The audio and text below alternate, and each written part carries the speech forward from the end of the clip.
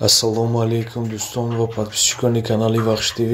Имрӯз санаи 6 декабри соли 2024 курс дар бонкҳои ноҳияи Вахш 1000 рубл баробар ба 105 сомону 50 дирҳам баробар мебошад.